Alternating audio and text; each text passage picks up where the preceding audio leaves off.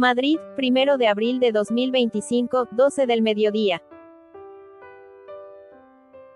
Estoy en un hotel esperando para poder entrevistar a Jarvis Cocker y Nick Banks, cantante y batería de Pulp. Pulp van a sacar nuevo disco, More, el 6 de junio.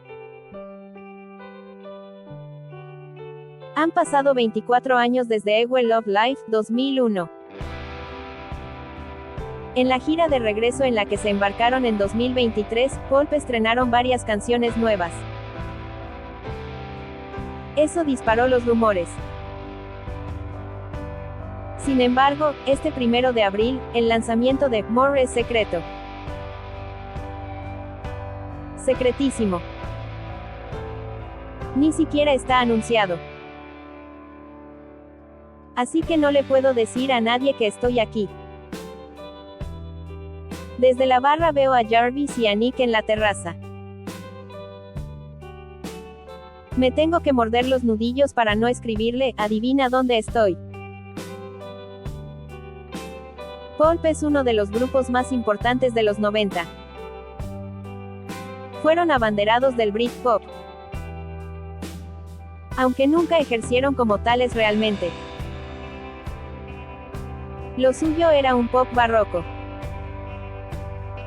bailable y personalísimo, conducido por el extraño carisma de su líder, Jarvis Cocker, y donde brillaban sus letras costumbristas y ácidas. Esto no ha cambiado mucho en More. Musicalmente es bastante continuista respecto a A Well of Life. Quizás Pulp se hayan dulcificado un poco. Eso sí, Jarvis y los suyos parecen más preocupados por explicarse su mundo interior que el exterior. Jarvis y Nick se muestran divertidos y locuaces. Incluso demasiado. En la media hora que tengo, que al final se queda en 25 minutos, no consigo preguntar ni la mitad de lo que quería. Nick se pasa casi toda la entrevista partiéndose de risa, aunque no hablemos de cosas divertidas muchas veces. De hecho, la actualidad centra una parte de la entrevista. Desde el 1 de abril han sucedido muchas cosas. Trump impuso, retiró, volvió a impulsar y le volvieron a retirar aranceles económicos a todo el mundo. En España vivimos un extraño y largo apagón.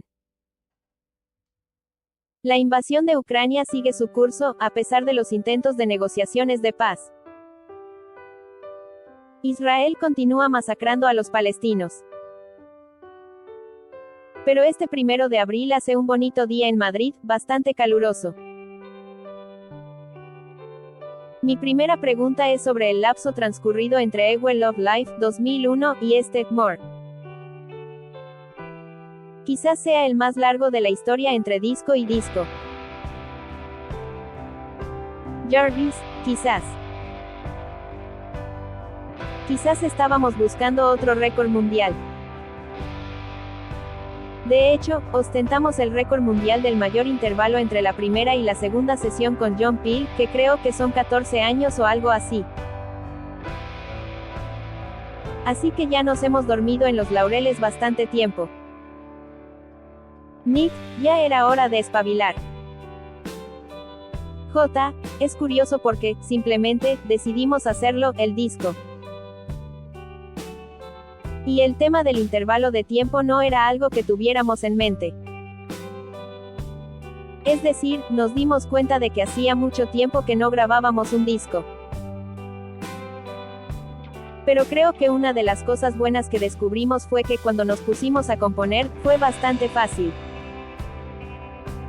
Tuvimos 3 tandas de ensayos. En una éramos Nick, Mark Webber, Candida, Doyle, y yo. Estuvimos 3 días.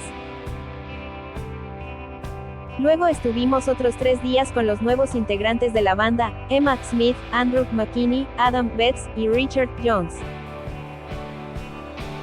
Hicimos algunas cosas.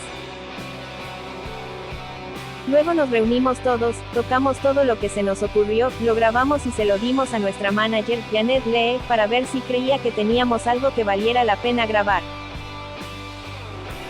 Porque podríamos escribir canciones y tocarlas en vivo solo, pero ella pensó que eran lo suficientemente buenas como para formar un disco. Así que, no digo que la obedeciéramos, pero pero es buena idea tener siempre ese tercer oído, para que nos diga, vale la pena seguir con esto. Si ella lo cree. Hace mucho que conocemos a Janet, nos fiamos de su criterio. Y si ella nos hubiera dicho, no estoy segura, le habríamos contestado, entendido. Nos volvemos a esconder debajo de una piedra. Pero es cierto, hay cosas que no he hecho porque ella me lo ha dicho. La primera que siempre me viene a la cabeza es cuando, durante el Brexit y el referéndum, la gente intentaba revocarlo y yo participé en bastantes campañas que se hicieron durante los 2 años siguientes. Había una marcha en Londres y me pidieron que participara. Y por alguna razón, se me ocurrió pintarme de azul, el azul de la bandera de la UE. Aquí Nick estalla en carcajadas. Desnudo no. No.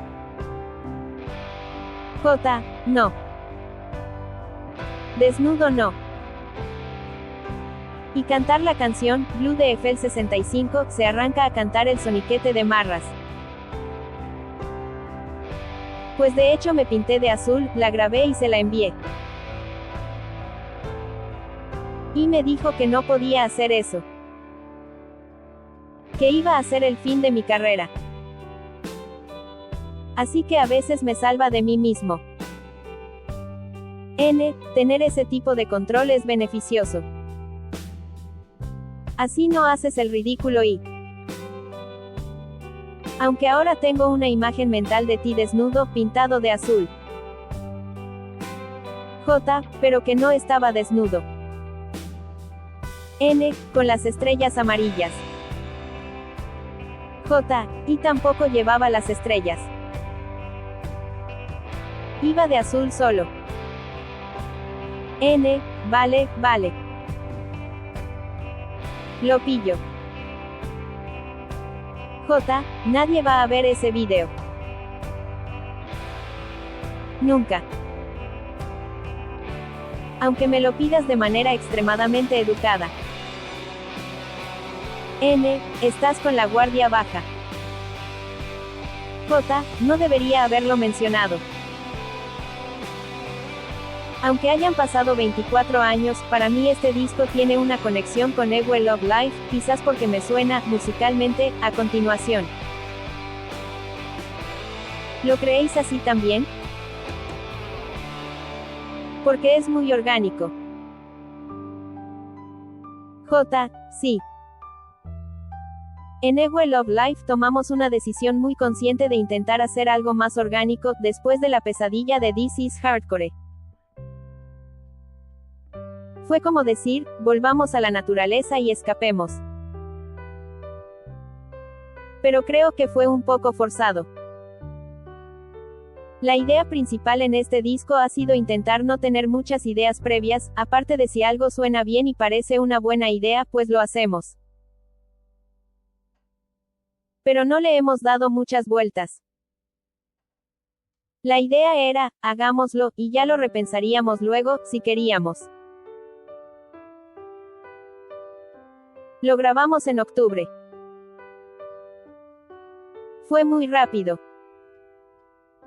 Todos estábamos en estado de shock, pensando, vaya, esperábamos que íbamos a necesitar más tiempo o que sería más traumático porque era a lo que estábamos acostumbrados. Risas. Sí, siempre había algún tipo de obstáculo. Nos topábamos con obstáculos y pensábamos cómo sortearlos para encontrar la manera de llegar al producto final.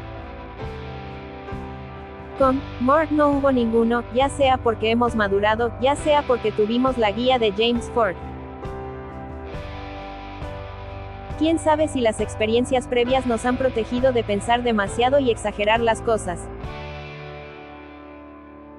He leído que muchas canciones o eran antiguas, o estaban pensadas para JARVIs. ¿Qué os empujó a unirlas? ¿Qué creéis que les dio el carácter de álbum? Bueno, ya habíamos compuesto Ed Hymn of the North, la tocamos y fue bien. Fue bueno trabajar en algo nuevo mientras estábamos de gira. Nos dimos cuenta de que podíamos hacerlo. Todos aportamos ideas y yo repasé algunas canciones. Por ejemplo, Slow Jam. Esa es una canción que con JARVIs la toqué una vez. Pero era muy deprimente porque no tenía ritmo. Sabía que era buena, así que se la puse a Chili González y le dije, me gusta mucho esta canción, pero es demasiado deprimente y no quiero que sea así. Porque el mensaje de la canción es que no sientas que las cosas van lentamente hacia la muerte. En vez de eso, toca una jam lentamente. Eso está bien. Un concepto es bueno, el otro es terrible. Entonces él sugirió, ¿has probado el Jersey Beat? Contesté, Jersey Beat. ¿Qué es el Jersey Beat? Y él lo tocó en el piano y se dirige a Nick, que se está partiendo de risa otra vez. Hay una cinta grabada de eso. Quizás quieras escucharla. Así que él lo hizo con su voz, imita Jarvis, mientras yo tocaba los acordes. Una versión fantástica. Y pensé, vale, esto podría funcionar. Y entonces lo hicimos en el ensayo. A Nick, ¿cómo lo hiciste? O sea, Nick lo hizo casi de inmediato. Fue como si hubieras nacido para hacer Jersey Beat. Talento, simplemente, risas. Bueno, tú intentabas orientarnos con el sintetizador. Y luego hubo mucho de, ajustemos esto un poco así o de esta otra manera. Fue así. Recogimos cosas de todas partes y las probamos. Y las que sonaban bien, las grabamos. Luego íbamos a comer. Y después de comer nos sentábamos, poníamos las canciones y luego todos les poníamos notas. Sí, tuvimos una sesión de calificaciones.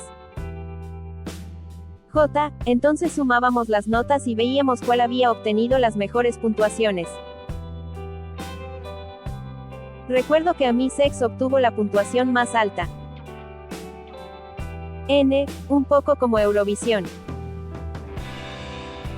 Pero esa fue la manera de decidir qué funcionaba y qué no.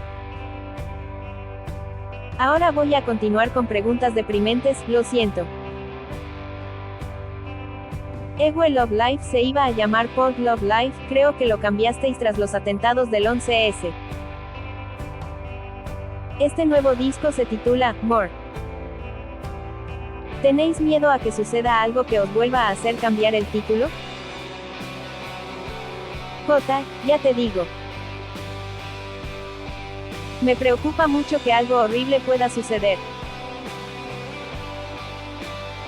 La guerra puede estallar. No me gustaría nada.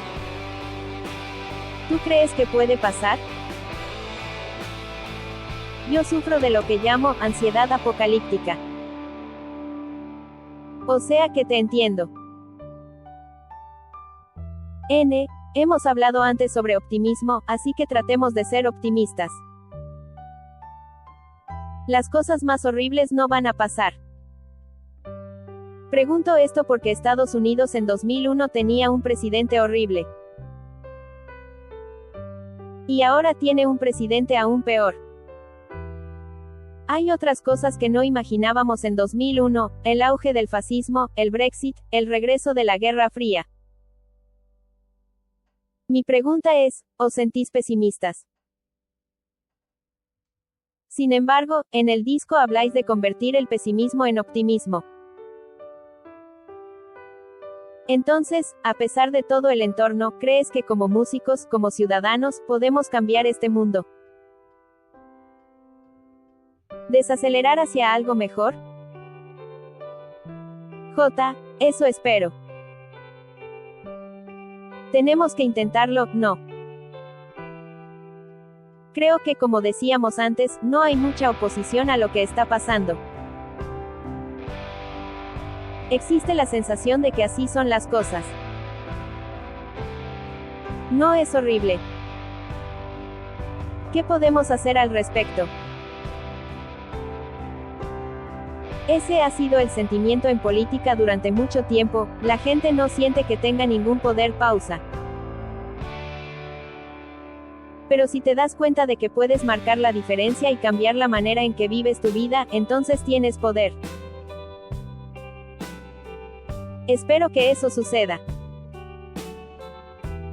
El viejo estilo de política ha quedado obsoleto. En el Reino Unido tenemos a los conservadores y al laborismo, y el laborismo se creó para dar derechos a quienes trabajaban en condiciones terribles, pero que hacían que el país funcionara. Ya sabes, los conservadores simplemente decían, dejémoslo como está, gente. Y dadnos el dinero. Pero el capitalismo ha evolucionado hacia una forma diferente de trabajar. Básicamente se traslada la explotación a otro país. No sé, Indonesia o donde sea. Así que se hacen acuerdos para que todo lo fabriquen otros en otra parte. Y eso pone a la clase trabajadora del Reino Unido en una posición extraña porque están como abandonados a su suerte. Y se empiezan a tomar decisiones equivocadas. En cierto modo, se vuelven nostálgicos. Voy a participar en una charla cuando regrese al Reino Unido mañana en la Tate Modern, con un tipo llamado Craig Oldham que escribió un libro titulado In Loving Memory of Work, en amoroso recuerdo del trabajo, que trata sobre la huelga minera. La huelga minera fue un fenómeno considerable, especialmente en nuestra parte del mundo. La pérdida de las minas y las acerías destrozó profundamente las comunidades de Sheffield y South Yorkshire. Pero, como sabes, esas industrias eran lugares horribles para trabajar. Se respiraba humo, uno se quedaba sordo por el ruido. Pero la gente lo añora porque había sensación de unión. Y creo que ese es el desafío, no se quiere que vuelvan las industrias contaminantes y que todos se mueran de nuevo a los 40. Pero queremos esa sensación de comunidad. Así que encontrar algo que haga que las personas se sientan unidas y parte del mismo equipo, en lugar de que todos quieran ser el papá o lo que sea, creo que es el gran desafío ahora. Y todo se vuelve tan divisivo, ¿no? Hay como 2000 canales de televisión. Todos miran sus móviles y todos miran algo diferente. Es muy raro que haya una cosa que una a mucha gente.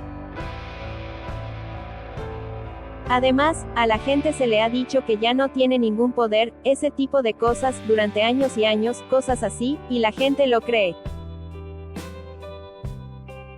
Pero cuando piensan que tienen algo como una comunidad que los une, se dan cuenta de que sí tienen poder. Y espero que eso sea algo que salga a partir de lo que sucede en Estados Unidos. Ha hecho que Europa ahora piense más como una. Somos estados pequeños semi-pegados entre sí, aunque los británicos se han apartado de una manera absolutamente ridícula. Pero quizás esté haciendo que la gente del Reino Unido se dé cuenta del desastre descomunal que fue el Brexit, y que si te plantas solo ante Estados Unidos, simplemente te engullirá así de rápido. Pero si te das cuenta de que Europa es nuestra comunidad, entonces te dará un sentido de comunidad, de que todos estamos juntos y de que puedes tener el poder de no ser absorbido por el horrible capitalismo americano. J. Es como intentar preservar la civilización, básicamente, lo cual es importante. N. O podría ser que Europa se convirtiera en el último bastión de algún tipo de sociedad democrática. Y si no tenemos cuidado, eso también podría desaparecer. Pero, tiempos felices, risas. J. Creo que la creatividad es una parte importante de eso. Porque la creatividad no solo se consume. Todos consumimos el mundo que nos rodea. Pero si puedes convertir eso en algo propio que te devuelva algo de poder, sabes que no eres solo un cliente. N. Y de nuevo, quizás la música pueda contribuir en gran medida a salvar a todos. Ir a un concierto, sin importar si es más grande o pequeño, puede dar a la gente ese sentido de comunidad y decir, tienes el poder si te unes para hacer algo, incluso si solo estás pasando un muy buen rato viendo a algunos músicos tocar música que te gusta mucho. Esto podría impulsar la unión de la comunidad, llevarla más allá en los demás aspectos de nuestras vidas y darnos cuenta de que podemos salvar el mundo ahora. Risas. Jarvis, crecí en un entorno dominado por mujeres. Aprendí sobre sexo escuchando a escondidas a mi madre y a sus amigas. Y era raro que, al intentar tener relaciones, siempre las criticara desde una perspectiva femenina como, ¿qué haces ahí? Volviendo al disco, habla sobre todo de sentimientos, no. De hecho, leo en la hoja promocional que una de las bases del álbum fueron los problemas de Jarvis para hablar de ellos. Estaba poniendo cosas en canciones en lugar de hablar realmente con las personas involucradas. J. Culpable. N. No lo somos todos. J. Todos, no. Eso es algo que yo siempre he tenido. Este disco se lo puse a mi mujer la primera. Bueno, mientras lo grabábamos le iba poniendo trozos. Y luego, cuando estuvo prácticamente terminado, se lo puse entero. Suena muy obvio, la verdad, pero si vives con alguien deberías saber lo que haces. Pero yo nunca lo explicaba. Era como un secreto. Creo que porque cuando empecé en un grupo estaba en casa y tenía que hacerlo en la habitación. No quería que mi madre lo oyera, es como si te pillaran masturbándote o algo así. Es como, no quiero que lo oigas. Estaba intentando hacer algo propio, solo para mí. Y así empezó todo. Así que fue difícil deshacerse de esa sensación de que era algo que interpretaría para otras personas que no conocía y les contaría todo lo que pensaba, pero no se lo diría a las personas cercanas a mí. Y obviamente esa es una forma un poco psicótica de vivir tu vida. Pero comencé así y así seguí haciéndolo. Se lo puse a Kim y le gustó, y eso fue un alivio. La única con la que me miró raro fue con Ami Sex. Me dijo, ¿estás tratando de decirme que eres gay? Todavía me mira un poco raro cuando la escucha. Por el verso, I haven't got an agenda, I haven't even got a gender. No tengo un plan secreto, ni siquiera tengo un género. Precisamente mi siguiente pregunta es sobre esa canción. Es un poco, Jarvis contra la masculinidad tóxica, ¿no? J. Sí. Crecí en un entorno dominado por mujeres.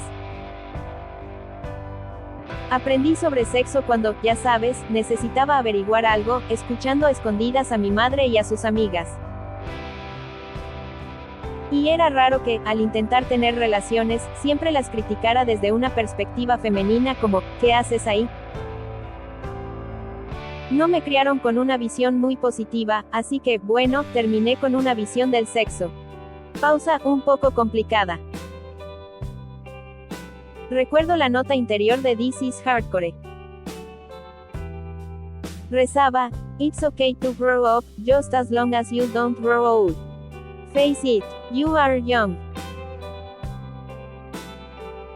Está bien hacerse mayor, siempre y cuando no te hagas viejo. Acéptalo, eres joven. ¿Aún opinas igual? Hacerse mayor es otro de los temas principales de este disco.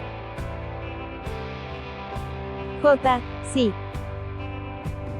Creo que lo más positivo es que uno crece, aprende un poco sobre el mundo y sobre sí mismo, pero tiene que seguir interesado en el mundo. Para mí, envejecer significa creer que ya está todo hecho. Que lo has visto todo. ¿Para qué molestarse? Y eso es muy negativo. Mientras mantengas la curiosidad y quieras descubrir cómo funciona todo, todo está bien.